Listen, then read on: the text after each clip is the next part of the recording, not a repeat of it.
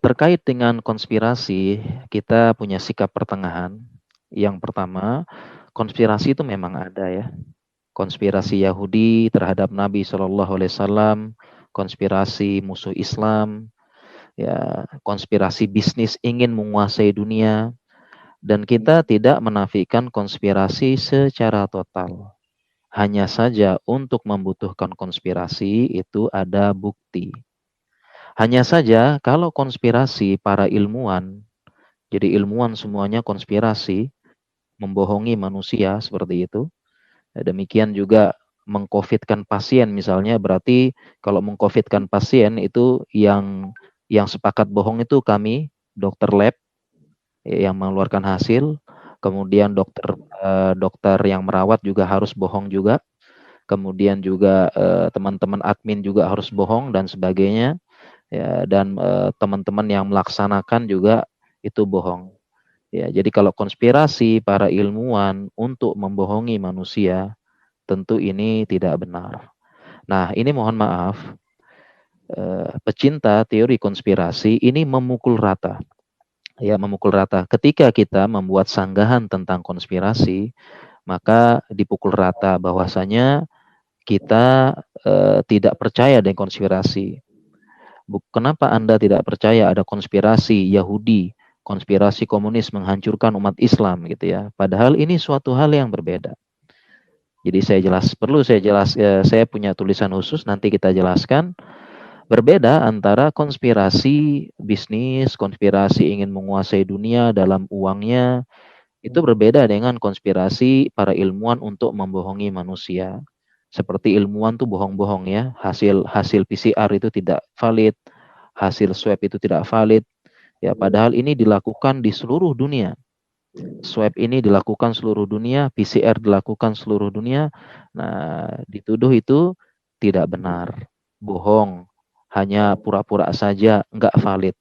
Ya, berarti kalau selama ini tidak valid, berarti semua ilmuwan seluruh dunia yang menggunakan PCR, swab, ya, tes antigen, tes antibody, itu semuanya dibohongi semuanya berarti ya. Tentu ini nggak benar seperti itu ya.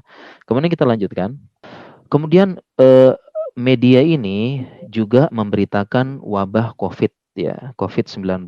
Pertama, ada yang berlebihan, bahkan menakut-nakuti, dan ada yang meremehkan.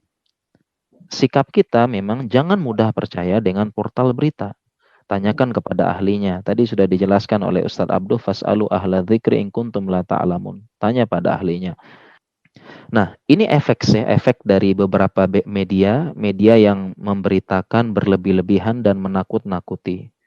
Contoh di awal-awal munculnya virus corona itu ya, banyak media memberitakan bahwasanya mayat-mayat bergelimpangan di jalan-jalan kota Wuhan gitu katanya, akibat virus corona. Nah, ini kan ternyata hoax. Ini tidak benar. Ya, tidak benar. Ini memang media seperti itu. Jadi beberapa media itu mohon maaf ya, kurang bertanggung jawab. Mereka yang penting rating naik, viewer banyak, klik yang banyak, ya. Jadi masalah klarifikasi itu belakangan.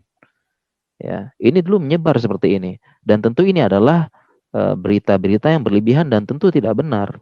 Ya, tidak ada ilmuwan yang mengatakan seperti ini, tetapi media. Nah, yang seperti ini dijadikan alasan, ya, berita-berita media ini dijadikan alasan bagi oknum pecinta teori konspirasi mengatakan tuh kan media-media aja yang membesarkan. Ya, itu ditakut-takutkan sama media. Buktinya dulu ini nih, diberitakan jalanan kota Wuhan jatuh ngeri, kita sampai takut. Ya, ini berarti cuma konspirasi aja. Media yang membesar-besarkan, media yang menakut-nakuti. Nah, jawabannya makanya jangan percaya sama media. Ya, jangan langsung percaya. Percaya pada ahlinya. Ya, karena memang media begitu, ada yang berlebihan menakut-nakuti dan ada yang benar-benar yang meremehkan, ya, menganggap COVID nggak ada dan sebagainya. Ini penjelasannya. Nah, ini tadi alasan pencinta tuh media-media saja yang membesar-besarkan COVID nggak bahaya kok. Lihat, nah, ini beritanya adalah apa namanya, foto yang diambil 2014 malah ya. Jadi ini termasuk disinformasi. Ini poin dari saya ya. Jadi sebenarnya apapun teori konspirasi mereka ya, mereka punya berbagai macam teori konspirasi. Ada yang mengatakan tidak percaya COVID, COVID itu hanya settingan, COVID itu hanya ulah elit global, apa namanya, itu adalah biang keroknya WHO, itu adalah karena dari Cina itu ulah komunis menghancurkan umat Islam, ya, atau COVID hanya flu biasa. Ya, padahal ini faktanya gitu ya, kita banyak mendapatkan info, ini penciuman hilang total. Tidak bisa mencium sama sekali. Itu kan bukan flu, sangat jelas ini faktanya. Dari berbagai teori konspirasi ini, saya ingin menyampaikan pesan, silahkan saja meyakini apa saja teorinya, asalkan jangan sampai mengajak orang lain untuk meremehkan protokol kesehatan. Jangan sampai. Ya, terserah ya mau percaya bagaimana, kita juga nggak bisa maksakan. Dalam Islam pun nggak boleh memaksakan keyakinan, la ikraha fid din, nggak boleh. Tetapi jangan sampai mengajak-ngajak orang lain untuk meremehkan protokol kesehatan. Ya akhirnya banyak orang yang tidak mau pakai masker, kemudian meremehkan kumpul-kumpul dan sebagainya.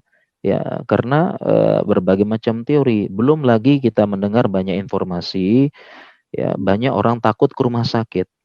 Kenapa? Takut di-COVID-kan.